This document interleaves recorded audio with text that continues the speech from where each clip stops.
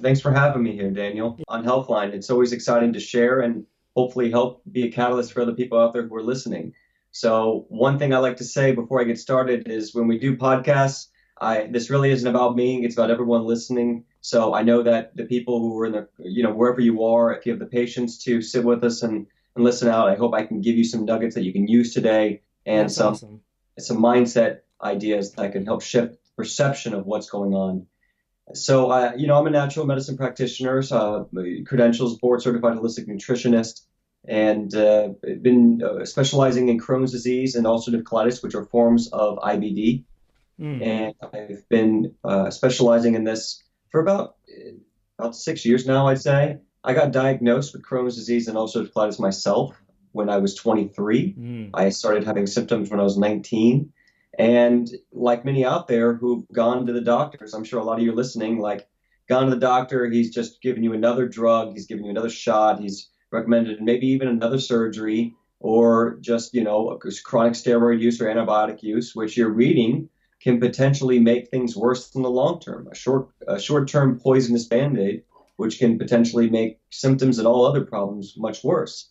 And maybe some of you guys are thinking, my problems were only about a 3 out of 10 3 years ago, and now they're a 6 out of 10. And I feel like they're about to go to an 8 out of 10. It just gets worse. And I feel like I can eat less and I can do less. And there's just so many bombs all around me. Yeah. So that's kind of what happened to me is I got diagnosed with ulcerative colitis. And, when I was 19, 20, 21, it wasn't that big of a deal. By the time I was 23, I finally got diagnosed, though. I finally got the courage to go to the doctor and say what was going on after so many bloody bowel movements and all this really gross stuff, right? Yeah. So, but from there, by the time I was 27, I had already cleaned up my diet in a lot of ways, but I was dropped from 180 pounds to 122 was my lowest, and I was nearly dead, which sounds dramatic, but I was nearly dead of Crohn's disease in Man. my mid 20s. So, how did something go from a little bit of chronic diarrhea, some anemia, a little bit of blood in the stool to stuck in a hospital bed, can't get out, might lose your life on 200 milligrams of infused prednisone, Oh on my. 4 different antibiotics, on immunosuppressants like Humira or Remicade. I mean, you name it. On 3 grams of Dilaudid was my daily prescription, which I voluntarily took. Yeah. That was the one. The one. I mean, Dilaudid will put you on cloud nine. So if you're in chronic pain, things like morphine and all those, legalized heroin will definitely help with that. But I went through a lot, and in that time, I had tried to the best of my ability at the time and my mental capacity to go gluten free and to Mm. go dairy free and to try a bone broth diet or a pureed carrot diet. I mean, how many of you out there have tried some random diet and 6 months later you feel like you're just skinnier, weaker, less energy, less muscle mass, and nowhere closer to the goal? So you tried it all. I tried it all to the best of my ability, Yeah. and so I'm going to explain that here in a little bit. What the best of your ability, the best of your mental capacity, the best of your viewpoint, Mm-hmm. right? Because two people can look at a painting and see two different things, Of course. right? So reality is a perception, Mm-hmm. and that's what I want everyone to digest right now. Reality is a perception. Mm. A problem is a perception. Really good. I was at this self-help class last night, and they were talking about the difference of using the word "but" in a sentence and using the word "and" in a sentence. Oh, Like, really? I want to be a bodybuilder, or I want to be 20 pounds heavier, or Mm-hmm. I want to be a runner, but I have Crohn's disease. Yeah. What do And you what we're do? doing in a mindset is we're actually making it a problem. We're making it an opposition, saying you can't be a runner, you can't be a bodybuilder, you can't be anything because you have Crohn's disease. Mm-hmm. And so we're not even addressing trying to be what we want in life because of the problem of the viewer saying, but I have this. I want X, but I have Y, right? So if you actually change the sentence and you say, I want to be a runner, or I want to be a bodybuilder, or I want to gain 20 pounds, and I have Crohn's disease. Instead of making Crohn's disease the problem, it's Mm-hmm. now just another truth. And it actually opens up your mind to just saying, maybe Crohn's disease isn't the actual biggest problem. Maybe it's something I have to look at, but maybe I can actually still achieve X and potentially Y at the same time. Oh yeah. So, you know, biggest thing I want to tell people about Crohn's disease is its perception of a problem, you know. So, I know I went off on a tangent there. Sorry, guys. That's been going on in my energy, and I always want to share Oh yeah. the energy I'm dealing with right now in this life, so you guys get immediate things, not things we've been talking about for 3 or 4 years. But I want to go over those as well. But just stuff that's really been on my heart lately. So, how you're perceiving this, we know, is a huge, huge issue. Crohn's disease is an autoimmune disease where your immune system is attacking your own body, and it's specifically found in the GI tract. So that's from your mouth all the way down to your anus, anywhere your body can start attacking any of those tissues, organs, small intestine, large intestine, colon, the stomach, ileum, duodenum. So as it attacks those, you start to lose the ability to absorb food. Your mucosal lining and starts to become degraded, where your food sensitivity becomes higher and higher. Your immune system health goes down the drain. Yeah. This can lead to massive brain fog and other autoimmune disease elsewhere. When you get one autoimmune disease, you're 80% more likely to get diagnosed with another, especially if you're not treating it. Mm-hmm. So it's a vicious cycle in your body, and it's killed people. And I've told a lot of people, I mean, 8 years ago, when I told people I have Crohn's disease, no one knew what it was. Nowadays, I think every single person, if I go into a room and I say I have Crohn's, I will get at least one story of someone telling me about their aunt, uncle, friend who has had severe Crohn's disease, or their kid has had severe Crohn's disease, or someone telling me that they've had someone pass away from it, which is extreme. So anyone out there is going, freaking out by that, don't worry. There's so much you can do. I don't believe that you're going to lose your life to this, and I think you can actually thrive. The absolute counter to that. What were you experiencing when you were first diagnosed? What were some of your original symptoms? Just loose stools? My original symptoms, yeah, very loose stools, like you almost have the flu.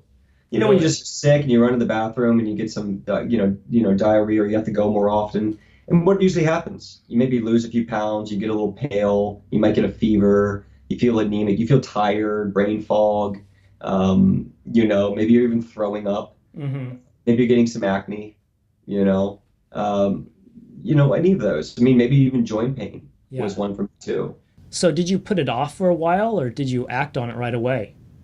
Oh, I put it off. I mean, just everyone out there, just to relate to you, I was not from a natural medicine family. I didn't know anything about natural medicine. I worked at Papa John's for 4 years, and I ate McDonald's on a weekly basis.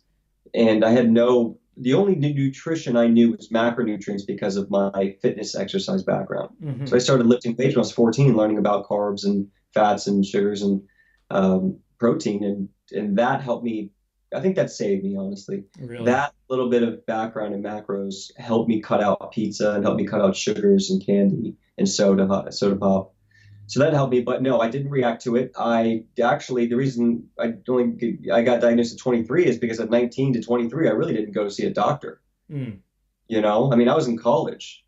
I mean, how many out there are in college right now, or a young person, and saying, yeah, when's the last time I went to a GI doctor?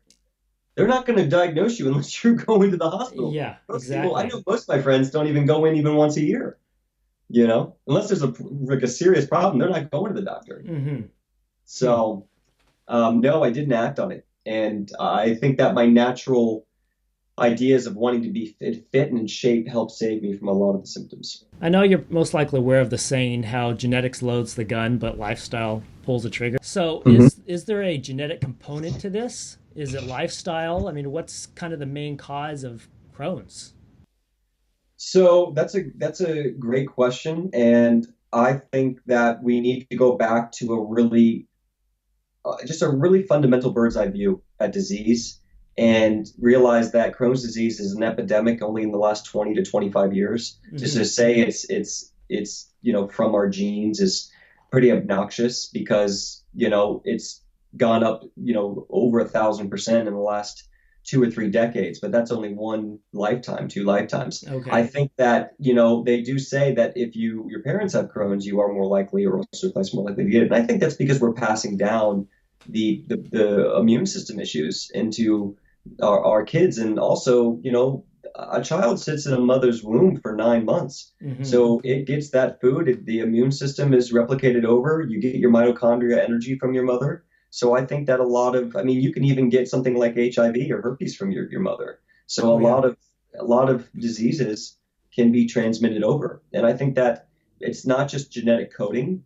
I think it's a lack of in the parents, which is not their fault. We have a lot of problems in front of us that are not our fault. I really think that the government is doing a poor job of taking care of us, Mm. and I think that they're doing a poor job of. I mean, we have to become so educated. We all need a master's in nutrition Yeah. nowadays. I mean, even me or some of my doctors, we're constantly going to conferences, learning Hmm. after years of reading and learning and understanding this. I mean, it's constant because the warfare of capitalism versus what's good for people is constantly changing the game with mislabeling and new ingredients and new fillers and air pollutant problems and Oh yeah. trying to get studies on what works to clean our bodies. So it's war, no Yeah. doubt about it. That's so true. I mean, especially you see in today's society, throw a band-aid on it Yeah, and give you a medication and yeah. go home and hopefully you'll be okay. Yeah, yeah. And how do we react to that? And I try to look on the bright side. What's good about this? What's Hmm. good? I mean, in most pain, you find purpose in life. And we have systemic pain throughout our country right now. Oh yeah. Or even Canada and Europe, Australia. I mean, it's pretty much everywhere right now. Hmm. Europe's about, I think, really going to hit it because glyphosate just got accepted into European breads. So Really? we'll see how that goes. Oh wow. Yeah, and I think glyphosate's a big indicator of these gut health problems. And as Hippocrates says, all disease starts from the gut. So I agree with that, and I think the gut is the first barrier to defense for a healthy person, and it's being destroyed on a daily basis. Yeah, wow. So I would say that's the number one problem. And but what's good in this? What's good? We're having to learn the true value of Mother Earth. Hmm. Of Mother Earth. It's like a kid who goes out and realizes how much it costs to live on their own for the first time. It's like, Yeah. man, I really had it good. I really had it good with those natural foods. I mean, our grandparents didn't even know what organic meant. It's a made up word. Mm. I mean, we literally have six ways of saying real food, So we had it really good. Yeah, and those six ways are Pasture raised, organic, local, yeah. USDA, Yeah. it's like we've got so many ways of defining health. And a lot of them are trick words like free range. Don't Hmm. get free range, I know pasture exactly. raised, pasture raised, or antibiotic free. Great. Yeah. Hmm. And there's no way of proving it's antibiotic free because there's antibiotics in the corn and soy. Oh yeah.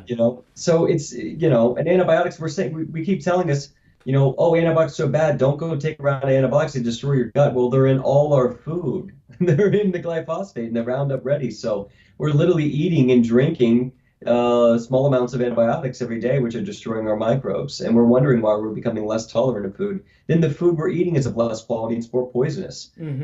I mean, how is it that dairy was so easily used by people all around the world for thousands of years, and now it's like completely terrible.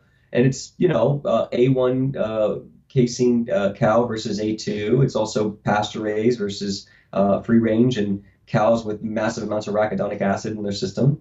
I mean, these are the things where, again, we literally have to have a master's in nutrition and to protect our families. I think it's one of the most important things you can invest in. Anyone out there who's wondering what you want to do with your life, if you're interested in nutrition and you like self-empowerment and health, this is a great career because it's not going anywhere and we're in an epidemic and it's warfare to take back our bodies and our land and our agriculture. And we need smart young people who are willing to help others and create solutions around, scaling healthy food to the Absolutely. world. It sounds like in a way your disease was a blessing in disguise. Yeah, huge, huge. It was. And anyone out there, that's my slogan. It's not just health, it's the living the life you want. It's not about sacrificing your diet.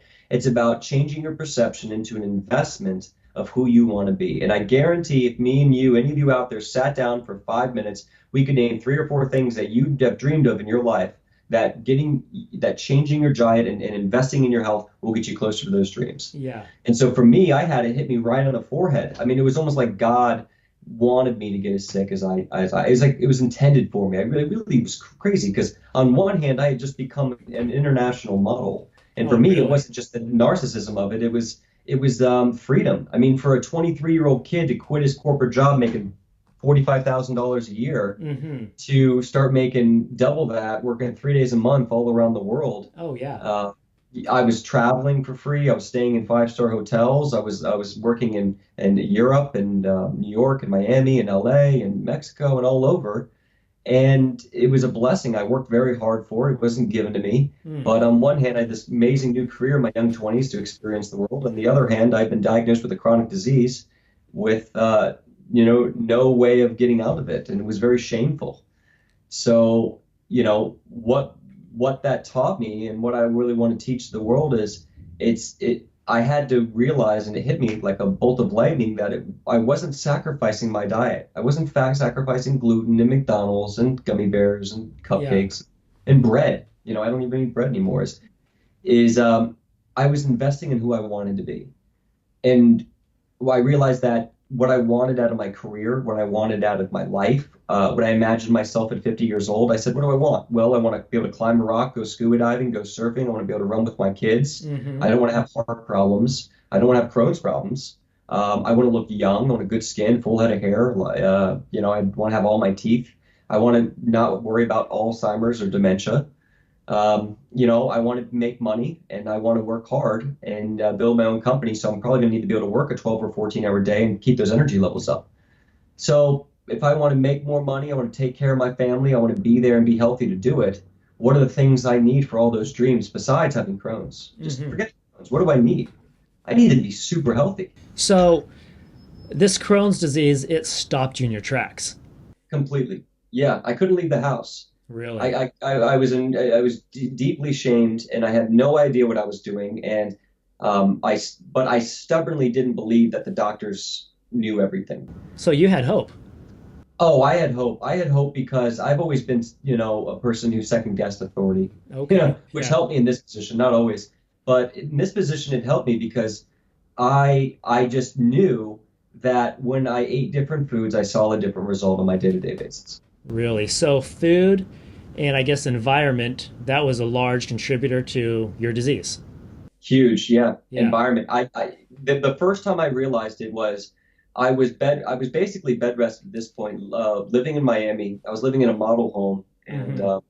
and I couldn't leave the house. Family flew down and stayed with me in a separate apartment after so long. Oh, wow. Because if I had stopped the modeling, I would have to go on disability, moving with my parents. I couldn't work a full-time job. So it wasn't just about being able to model. It was about being able to stay afloat young adult. Mm-hmm. That's how I was making money. And there's no way I could go back to a 9 to 5 with this disease. Modeling was much more feasible to do than working.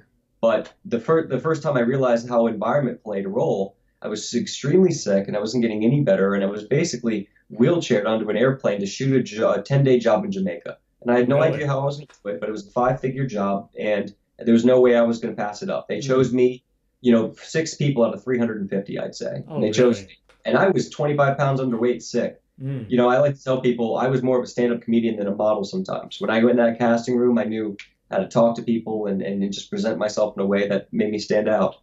But I ended up booking this job, and I flew there, and I decided I was just going to fast. I Mm. wasn't going to eat anything. I wasn't going to drink anything for the entire trip because I needed to be on an airplane for about 6 hours. Or no, it was a 3-hour plane ride, and then it was like a 2-hour bus ride to the resort. But there was no bathrooms around. I was going to the bathroom at the time, maybe 20 times a day, bloody bowel movements. Really? And I was able to get from the airport to the hotel without accidents. And what I did is I upped my dose of prednisone and I fasted. I didn't eat anything. I took little sips of water. And that was, and then the next day I did the same thing on set. Now I was losing weight very fast, 170, 160, 150. At this point I was around 140, 138. And I was shooting jobs where they were like, why are you so, I mean, I was very skinny. I was surprised they didn't kick me off set. Mm. But we shot the jobs and I did what I could. But once I got there, I upped my dose of prednisone. I started eating a lot of fish Mm-hmm. because they had fresh fish on the island. And we were in the sun all day. and we were laughing all day long. I mean, there was people everywhere. We're laughing. We're sitting on set. We're sitting in the sun. Now, remember, the sun has high amounts of vitamin D, Oh yeah. okay, which helps with molecular mimicry and turning off your immune system. All right, so great way. Now, I shouldn't be getting a lot of sun while you're on prednisone, but at the time, that's what I chose. Hmm. So I'm sitting in the sun. I'm eating a lot of raw fish. I'm drinking water. I'm staying away from anything I notice tends to upset my stomach, like breads and beans and rices and grains. And by day 11, I had gained like 6 pounds, and I was going to the bathroom about 8 times a day instead of 20. Mm. And my mother at the time, she picked me up from the airport, and she goes, "Wow, you look way better. What happened?" And it was my first time realizing that being around friends, laughing, being in the sun, eating very specific really could make a big difference. Now, I did go up on prednisone, but all of those things combined together to help me. And I had been on high dose prednisone before that didn't have those results. That's neat that you say that because you think of Hippocrates. What did he say? Let food be your medicine. The biblical verse is laughter is the best medicine. So you had a combination of the two, it looks like. Yeah, yeah, and it really does work. It's hard to put into words. You have to experience it. For anyone out there who's ever had something in life where it's like, man, you had to be there. Yeah. Healing is one of those things. It's a really fickle thing. It's a real fickle thing. It's everything combined. It's not one thing. So if you're out there saying, what's the perfect diet, Dane, just tell me what you ate. Tell me what you ate. I've eaten everything and I've taken everything out. My diet's changed 100 times. It's about strategy. It's about food Hmm. philosophy. It's about finding what works in that moment, what your body is doing well with. It's what you need. And but the blueprint has to match everything else you're doing in a day. So, for instance, guys, let's take the perfect meal. If I give you the perfect meal, and me and Daniel and everyone on Healthline says this is the perfect meal for you, we all Hmm. agree with votes in. 99% says this is the perfect meal for you. You eat it, you agree, perfect meal for you. The next day, I say, okay, Jane or Jack or Steve, any of you guys listening, me and you go for a 3.5 mile run. And then right at 3 miles before the last half mile sprint, I tell you to eat the same meal and down it in the middle of your run. How well do you think you're going to tolerate that food? Do you think you're going to have a normal bowel movement? Do you think you're going to, not throw up? Do you think your stomach's going to feel great? The point is that the state of your body can be just as important as the state of the meal. Mm. And, so you got to realize that where your body is going to, help or not help the tolerance of food. Secondly, if I got you a local, organic, fresh, skinless chicken breast and you're like, I do great with chicken, we say, great, that's good. And we got you the perfect balance of sweet potato or some kind of vegetable like a carrot or Brussels sprouts or zucchini or something. And we got everything. We were like, everything on here, 99%. Healthline, Daniel, me, we all agree these are the foods we want to cook with. Well, if I cook it, slow cook it in a certain temperature, and I use a pressure cooker or I use a steamer to cook it one day, and the next day I barbecue it with low smoke point oils, and I turn the heat up on way high, and it's burnt to a crisp, and the oils it turns into trans fats, and you're stressed out, and you're eating it while you're complaining about your life, and you're running around, you're not even sitting.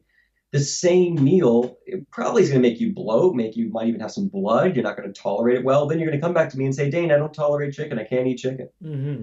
So that's another point that the way you prepare your food is just as important as the food you're eating. So this is called food philosophy. Get away from the idea of a diet that an avocado is bad and carrots are good, or avocado is good and carrots are bad. There is some plausibility to that based on how you're reacting and the quality of your gut health. Hmm. But over time, your body should start to tolerate these organic local foods, 95% of them, Mm. and you have to make sense of how they can be prepared and your body can be prepared and how they can be mixed to be highly absorbed and reduce any inflammatory response. So it's not necessarily what you're eating, it's kind of how you're eating it as well. It's a combination of both. As Denzel Washington says in Training Days, this is chess, not checkers. You know, this Yeah. is chess, man. This is chess. Don't Mm. try to give me this A plus B equals C. It's more complicated than that. This is algebra 2. This is trigonometry. Yeah, and what works for you may not work for me. Yeah, and that's because the equations are different. And Yes. it's all about how you are in the moment and where your body is. Do you know the bacteria breaks down food, not our bodies? Hmm. If you eat a lot of stuff, your body will start getting a tolerance for that over time if it's done properly.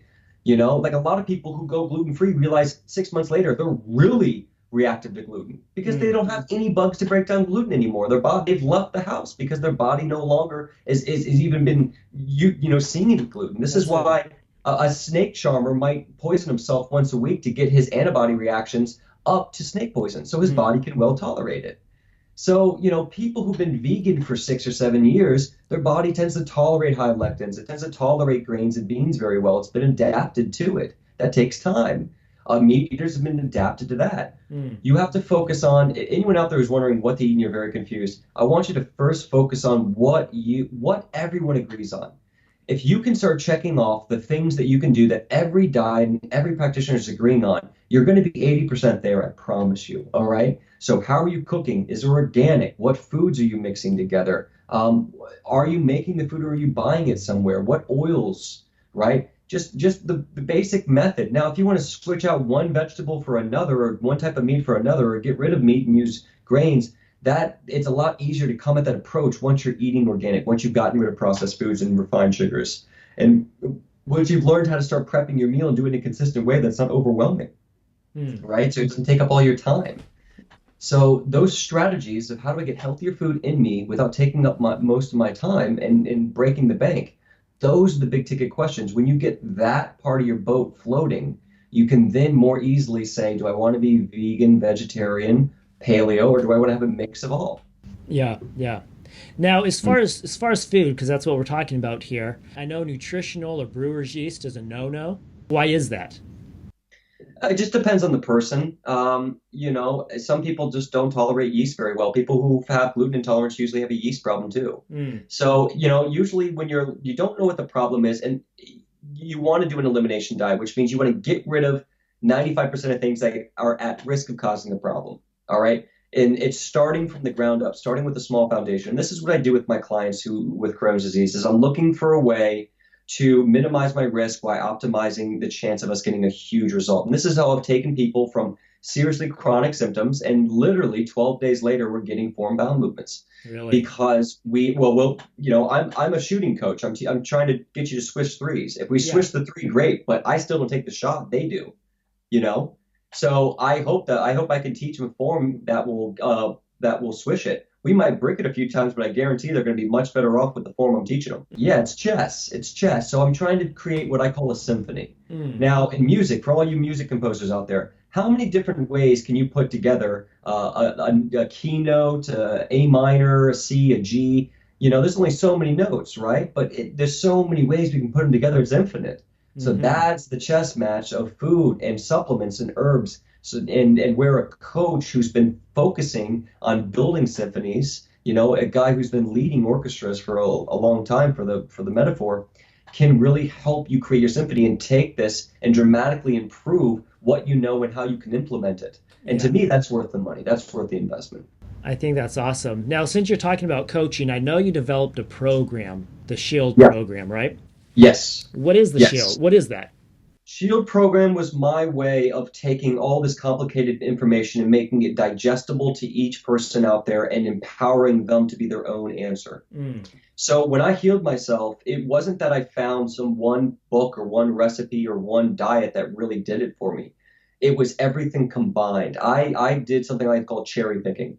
So I would read insatiably. I would talk to naturopath doctors insatiably. And what I would learn to do is Mm. compare one philosophy to another and implement them and take notes and find what worked for me.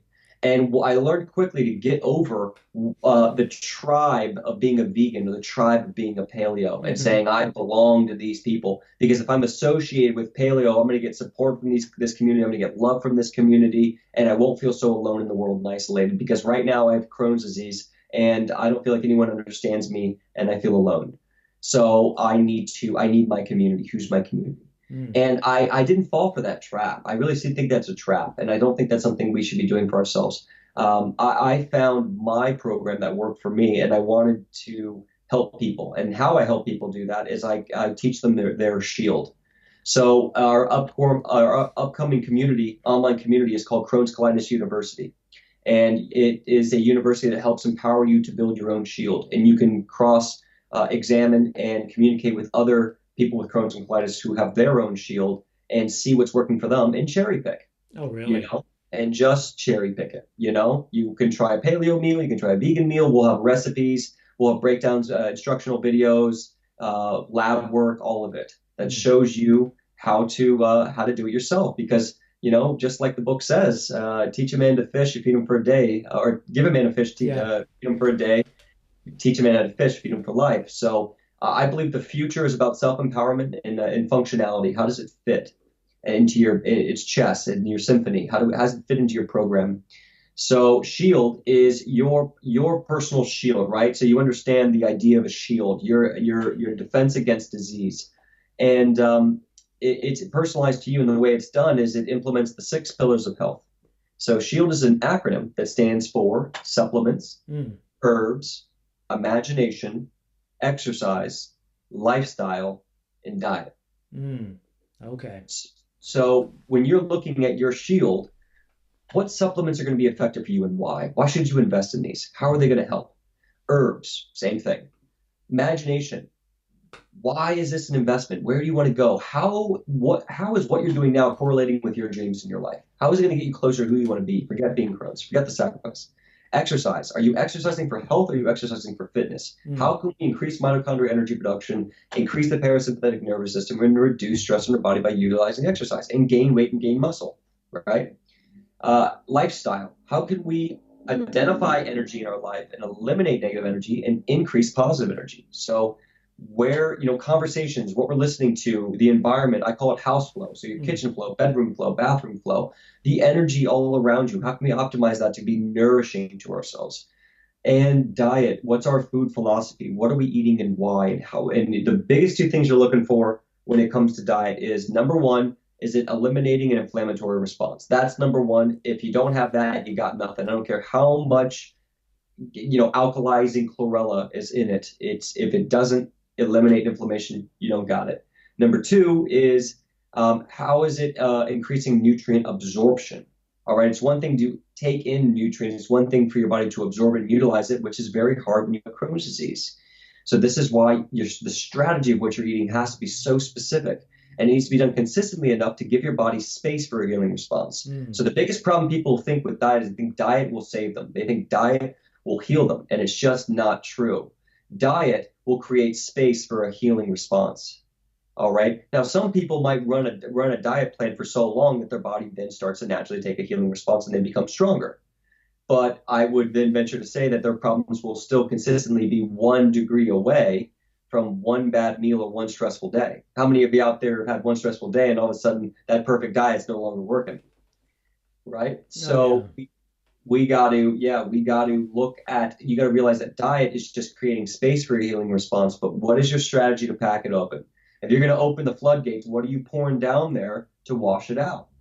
All right. You can only keep the gates open so long before you're spiritually going to break down. How many of you out there are like two seconds away from grabbing a Mm-hmm. cupcake right now because you're so tired of the same chicken and broccoli meal you've been eating every freaking day? I mean, you're about to break. Your hand's shaking on the wheel right now. I can feel you, you know? And it's because you're sacrificing. It's because you are sacrificing in your life, hoping for a result. It's a temporary change in lifestyle to get you're hoping a long-term result. And you're scared and you don't know where to run, so you're just trying to maintain this ridiculous life that doesn't make sense to you and you really don't want.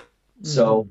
that's where diet needs to be understood, and you have to realize that it's an investment and it needs to make sense, and you need to build nourishments around you spiritually, physically, emotionally, that make this a new way of living that empower you towards your dreams. That's how you switch sacrifice to investment. Yeah, I think that's a fabulous approach because I certainly believe that God has given us all of the tools or equipped our body to naturally heal. It all comes back to what are we putting into our body to naturally respond like it should. Yep. So, Yeah. And it's not easy. It's not easy. It's Mm, really hard. And I wanted to quit and I cheated 1,000 I times. imagine And I so. cried myself to sleep 1,000 times. And I complained and screamed at my family how they didn't understand a lot of times. I Mm, mean, the goal of my dad telling me I shouldn't eat that while he chucks down a donut with a big fat belly. There was nothing that ticked me off quicker than my dad trying to tell me what to eat when the man couldn't stay away from Papa John's pizza. oh man. But he didn't have Crohn's, Yeah. right?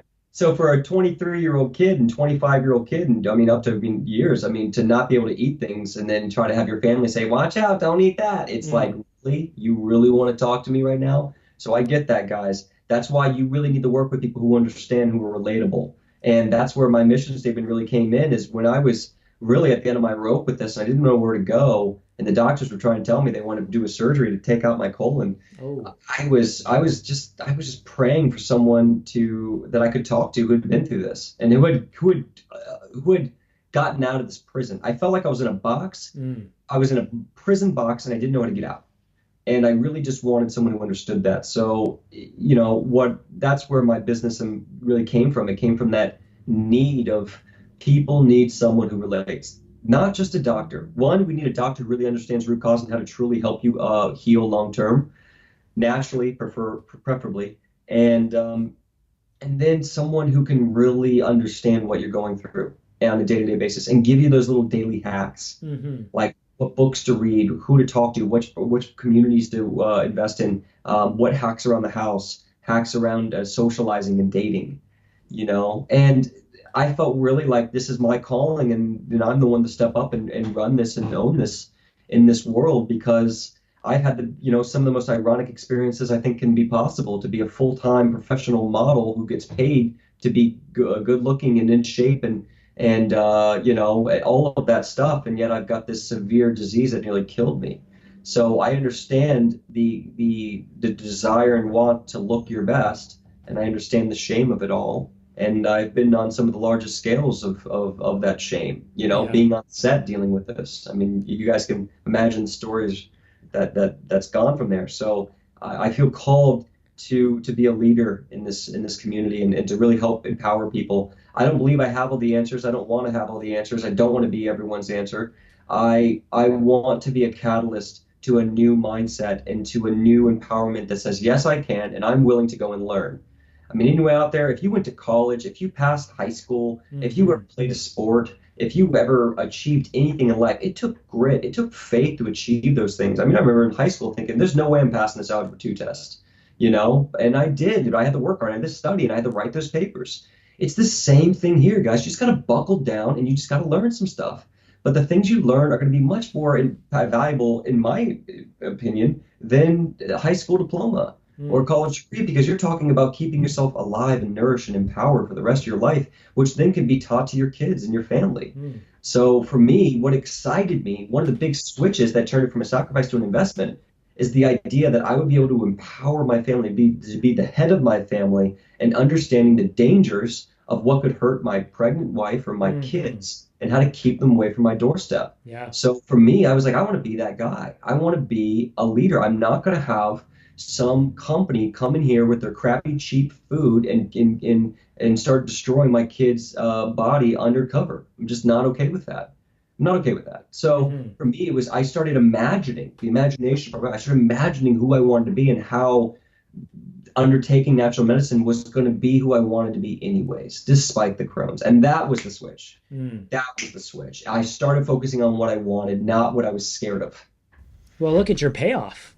I mean, Yeah, what's you your have your payoff? life back again, right? Guys, yeah. Anyone out there, pen and paper right now, what's your payoff? Why are you Yeah. doing this? Yeah. Forget the disease. Why are you doing this? I think so many times um, we're focused on our health condition and the disease we have, and instead of focusing on that journey and looking at what I can receive out of it.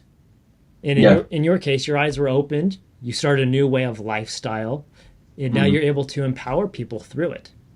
So I think it's pretty cool. And So yeah, I created a company on it. I mean, yeah. it's irony. The worst thing that ever happened to me is now the best. Hmm. And I've not only helped hundreds of people get these results through their own personalized program that they are empowered to run and do A lot of them know things that I don't know at this point. Like, Dane, did you learn about this? You read this article? No, I didn't. Thanks. Yeah, bring it. Because we're all good in different areas. I'm not the best at everything. I'm just me. I Yeah. just want to be a catalyst, and then you'll take off. You'll go to the moon. You'll go to the stars. God knows, you'll probably be cooler and healthier than me. Hmm. And it's that catalyst, it's that fire rocket jumpstart, and some of my clients now have turned into coaches. I mean, it's incredible. I mean, some of my clients came to me a year and a half later. Not only are they in remission for money that it pales in comparison to Mm. what the gift is and the empowerment, but now they're actually making a living helping others do the same, which does two things. One, gives them an alternative income to support their families, and two, it gives them a means and a reason to keep focusing on how to make themselves healthier. Oh yeah. I say, guys, you get it? You're getting paid. You guys are going to have a career now on how to optimize your health. You are Mm. literally getting paid to optimize your health. Can you Yeah. imagine? I mean, talk about a gift. Talk about a gift. The only reason you have this opportunity is because you were sick. Mm. Guys, any of you out there who was sick, you have so much opportunity. You want to learn how to be an entrepreneur? You want to learn how to become a millionaire? Take something that's really hard, learn how to beat it, and then teach others that. Oh yeah. The more people you can help, the more valuable you are, which makes you of higher value, which gives you more value, Mm. right? So who are you helping? Yeah. How are you helping them? I think that's so critical because what would have been your alternative? You wouldn't have. Disability, living in my mom's house with a bag attached to my stomach, pooping out of a bag. Yeah. Yeah, They wanted to no take your career. colon out. Yeah. They talked about it. Immunosuppressants for the rest of my life. Really, man. So, Yeah, how long was your journey from living like you were, yeah. feeling terrible, to now having your life back? So I started in looking at natural medicine at I started reading about it at 24, about a Hmm. year and a half. I started getting some success around 25, Oh, really? and but I was on and off all drugs, prednisone and Remicade and methotrexate and 6-MP and Hmm. Lialda, Asacol. I By the time I was 26, I then had the deepest flare of my life, and that was my fault, and it was needed. I think the universe. I'm glad it happened, but yeah, it was the universe telling me I had to go through something. Mm. So by the time I was 26, I was at a fashion show for UGG shoes, and I'd been working with UGG for about 6 or 7 years, doing all their fashion shows, did like a few of their campaigns, and I was in Santa Barbara, California, and I was leading off this show. So we had like 250 people sitting outside, and I'm wearing UGG shoes, fur everywhere. I'm looking like some kind of like Italian, Hmm. whatever, looking kind of funny in my opinion, but it was, cool kid. So I'm about to get on stage, and I could hardly stand. I don't know what happened, but over those few days, I started getting very dizzy, very tired, feeling like I could hardly walk, cold sweats all night long. I wasn't sleeping, just running to the bathroom, throwing up. I just knew something was terribly off. And right before we went on stage, I thought to myself, if I walk that stage, I'm going to pass out and fall into the crowd. Mm. I was deathly scared of that. And I really knew and I'm not one to get freaked out quickly, Hmm. but I knew it was really borderline. I mean, the fact that I was even there was already borderline, right? But I wasn't going to pass up a few $1,000 that I needed at the Oh, time. of course. So yeah, and I worked that job for so many years. I mean, when you're a model, if you pass up a job, you probably won't get it next time. Oh. So even if you're sick. So I went up to I went up to the art director. Her name was Sierra at the time. I said, Sierra, I know we're about to go on. I'm really sorry about this, but I'm not doing well. I feel extremely sick. I think I need to go to the hospital. Mm. And I thought she was gonna be like, what are you talking about? Like, I thought she was gonna be mad, but she was very understanding. And she said, no, okay, you're fine. You look terrible. She goes, you look pale. Get out of here, please. I mean, this is literally right as the music's starting and Really? everything. Yeah.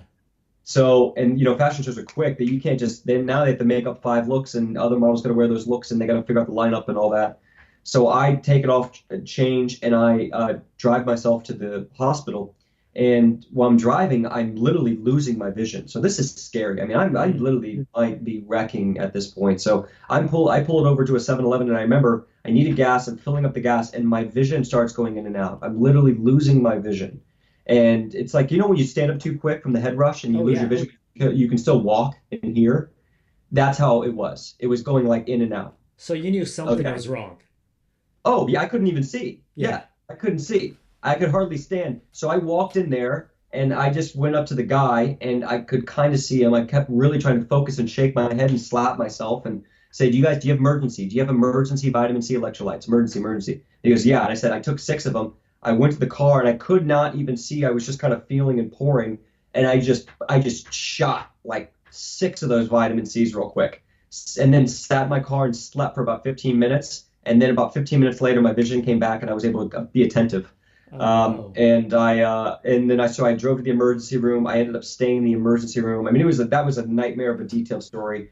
I had to be, I had to take an ambulance, had to drive me to 3 different emergency rooms because they didn't take my health insurance and they wanted $25,000 per night. Mm. So it was a nightmare. I ended up staying in the emergency room for about 6 weeks, or I was admitted to the hospital for 6 weeks. Walked in 180 pounds. When I checked myself out, I was 122 pounds, nearly alive, and I nearly died in that hospital.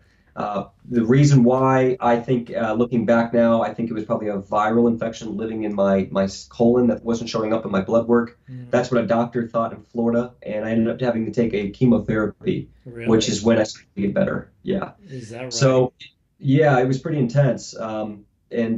But they don't know I was showing up negative on everything. I was on 4 different antibiotics and massive amounts of prednisone, and I still wasn't getting better. Mm. Yeah. So that was the big turning point right there. So at that time, though, I already had part of my shield. Like I was a year in natural medicine school. I Hmm. had already had a year of experience of actually having good results, changing my diet and doing prayer and purpose and journaling and all these things. I had built a foundation. So when I checked myself out of the hospital, I didn't check myself out because because I was ready to go. I went against doctor's orders. I checked myself out because I knew that the only way I was going to heal was on my own accord. So the doctor would walk in, it was this Chinese doctor because my health insurance didn't pay for anything, and that's why I started a nonprofit as well, and that helps pay for uninsurable healthcare costs. Mm. So I my insurance didn't pay for anything. I was at this doctor who hardly spoke English. He was speaking Chinese to me, and UCLA and Cedars-Sinai wouldn't take my insurance. So I'm sitting here with this guy. He hardly speaks English. He doesn't know what to do. So I'm on the phone with my naturopath professor, like, Hmm. hey doc, I'm down to 125 pounds right now. I can't eat. I'm on a feeding tube TPN. What do you think? And me and him would laugh about it nowadays. He's like, dude, I didn't want to say it at the time, but I didn't know what to tell you. You were bad, really And bad. And I was. you probably Huh? thought you were on death's door. Yeah, he did. It was. I mean, I know it sounds. I know people. We hear that and people use that as a way of marketing, but Hmm. I was. I was really okay. I didn't know if I was going to live, but I was on so much legalized heroin called Dilaudid morphine at that time. Really? I was Mm. just kind of like, whatever, pull a cord, Yeah. you know? So So, you essentially went against the medical profession and checked yourself yeah, out. yeah, I just checked Really? myself out. I got wheelchaired out of there with the doctors just scratching their head, like, signed myself out against their recommendations. Is Uh, that right? but it was like they weren't fighting me on it because there really wasn't much they could do. And I agreed that I go back on immunosuppressants at that point. Hmm. So I did go back on Entyvio. I was on a ton of pharmaceuticals by the time I went home. And then I just started working my natural program, and then I decided that what was best for me is I was going to slowly wean myself off pharmaceutical drugs, and that's what I did. I weaned myself off Entyvio, methotrexate, prednisone, antivirals, painkillers, ambient, and LDN. Mm. And I replaced that with natural foods and supplements and herbs and meditation, and aromatherapies, and Epsom salt baths and all that. And I basically locked myself in the house for a year, and I studied and implemented and grew. And I graduated from my holistic medicine school. And Hmm. but the first like 2 months I was bed rested, so I didn't really move much. But my professor allowed me to take a lot of my courses online and do a lot of stuff from home. And he would come visit me because my school was in LA, so he'd come see me sometimes and bring me supplements and chat and talk. And I was studying so much that it was really conducive for the schooling, anyways. Yeah. But once I became present and my mind was aware, I just dove right in.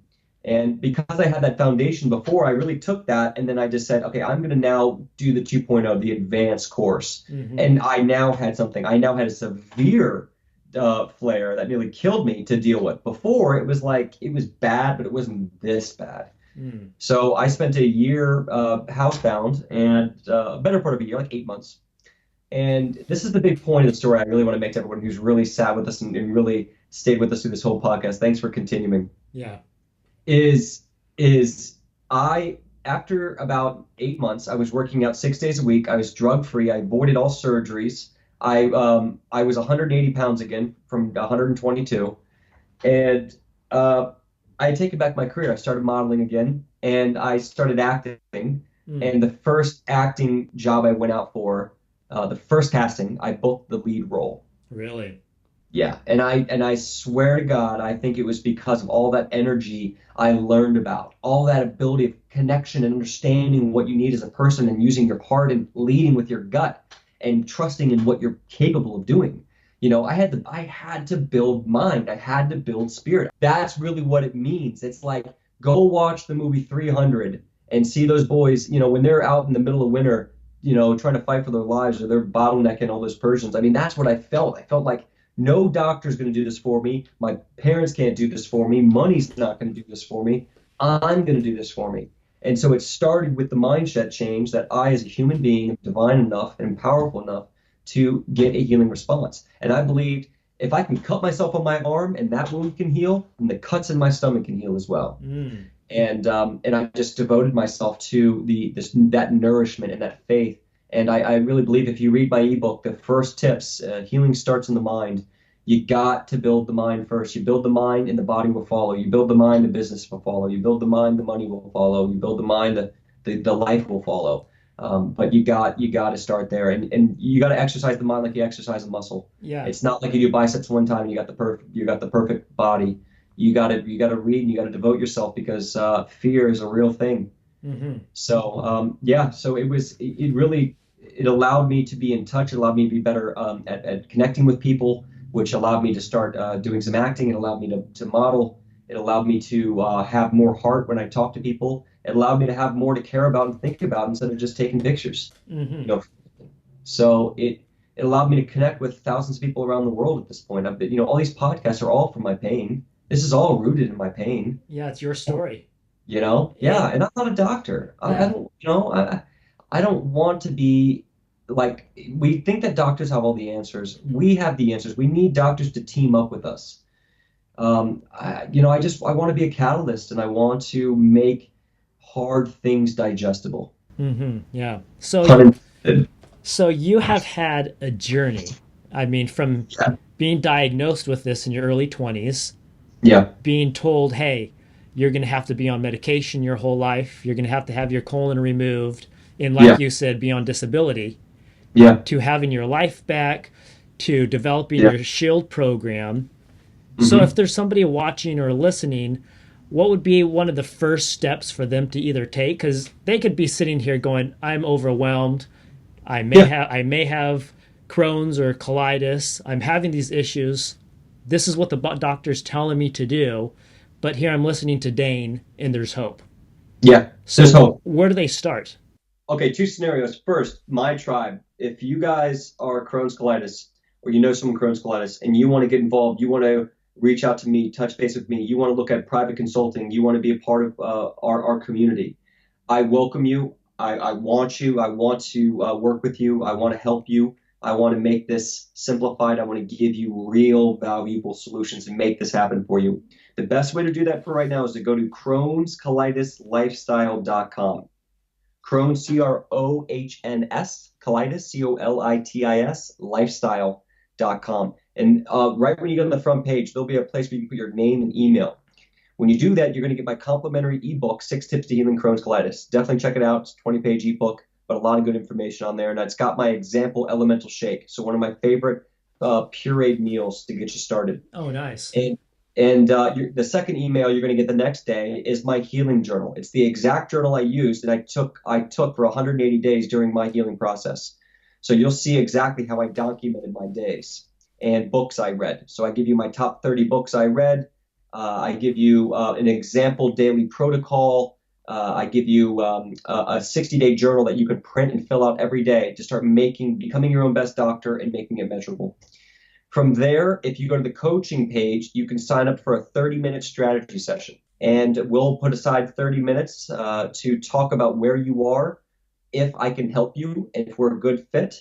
I also have other coaches who might be more relatable to you. Mm. So if you're Indian and vegetarian, I got a coach for you. If you're a girl, I got a 27 blonde hair, blue eye year old coach named Kat, who's amazing, who's from Australia and has been in remission for over a year with ulcerative colitis. And I've also got a 52-year-old man who got an olostomy bag when he was 25. He's had Crohn's for 35 years. And not till this last year did he get in remission. 30 Really? years of being sick. 1 year, boom, using natural medicine, symptoms go away. So that shows that the body, it's never too late for the body to reverse. It's always trying to heal, always. It was in 1998, and it's trying to in 2018, trying to heal. So it's still possible for you too. So my goal is to work with you, give you real stuff, personalize it to you, and also help connect you with a coach that is most relatable with your life experience, which is, I think, is very important. Well, Dane, this has been wonderful. I love the fact that you've been able to reverse your condition Yeah. and you're here to give hope and bring hope to others. I mean, I know there's probably individuals either watching or listening who have lost hope and Yeah. they say, I'm too old. I'm too something. And there's a lot of pain behind that. So let Yeah. me say something to the people who don't have Crohn's and who are really hurt right now. No one in this world can heal you except you. Mm. The best thing me or Tony Robbins or whoever you have ever felt touched by can do is be a catalyst for you. There are ways to get tools in your toolbox, but if you don't start sticking up for yourself and protecting your faith, there's just no way around it. The first thing you can do right now is decide to forgive yourself, is to Hmm. decide to simplify what you do. Masters in this world are people who can simplify hard things. That's what a master is. That's why it takes 10,000 hours to be a master, because that takes that long to simplify. So start simplifying. Invest in someone who can help you simplify. If you feel overwhelmed, absolutely get a coach, Hmm. right? Yeah. Read my ebook. Even if you don't have Crohn's and you say, what are the things? I guarantee 80% of healing is the same, whether you have multiple sclerosis, Crohn's disease, or cancer. It's the same. You got to get the blueprint. You got to get the mind. You got to get the diet. You got to get the supplementations. You got to get the coaching. You got to get the lifestyle. You got to build your shield. So for you, if you don't have Crohn's, I still think look at what my shield program is utilizing. What are the systems? What supplements are you taking? What herbs are you taking? What's your imagination? Where do you want to be in your life? So where's the investment? How are you exercising to increase a healing response, not fitness? I'm speaking to you guys out there who want to be bodybuilders with an eight pack. Losing body fat, increasing muscle mass is one thing, but being healthy is another. You can do both, but make sure that you're not sacrificing health for fitness. And if you want to know exactly how that works, first build your health, then let your fitness come into play. But strategize it, turn it into a symphony. Yeah. So start, look at your shield, build your shield if you don't have it. If you've lost hope in yourself, get around a community who can help start retraining your mind. They say a person is the average of the top 5 people they hear and talk and see every single day. So let one of those people be someone of great energy and great inspiration for you. That's awesome. A video and audio, Yeah. this podcast. That's awesome. There's one thing you said that I think really resonates. Forgive Mhm. yourself. Because you Yeah, figure there's somebody out there who let the medical profession take their colon. And now they're hearing hope from your lips. And yeah. they're beating themselves up going, well, there was another way, but I lost my colon over it. For anyone out there who's already gone through the surgery, I would love to put you in touch with John. Yeah. John has got a colostomy surgery 20 some years ago, and he's got a lot of feelings on that, and he's never done better. Mm. It's not the end. You can still heal a lot. You can truly take back your life. And there's still a lot natural medicine can do to make sure, one, maybe you get the J pouch if you're trying to do the reverse surgery, or two, make sure that the reverse surgery sticks and the disease doesn't come back. I can't tell you how many people have said I got the surgery and 6 months later the disease is just coming out elsewhere and other problems. So making sure that the surgery worked, it wasn't for nothing, and making sure that other health areas don't go up. I mean, if you got diagnosed with one autoimmune disease, your chance of getting another is much more likely. So there's still a lot at stake here, a lot at stake. And I've seen a lot of people who've gotten the surgeries and are doing really great nowadays, really Mm. great. Just if you're not doing great right now, or maybe you are doing great, just continue to realize that investing in your health is investing in your ability to travel and live that life and do that career and look the way you want, feel the way you want. So it's not a sacrifice. That's fabulous. Well, Dane, it's been a pleasure interviewing you. Yeah. And thank you so much for having a heart of service to share your testimony to those who either have lost hope or are searching and are needing Yes. another way. So we'll stay in touch. God bless you and keep up the good work. All right, Daniel. Thanks so much. Hey, see you, man. It's been fun. See ya.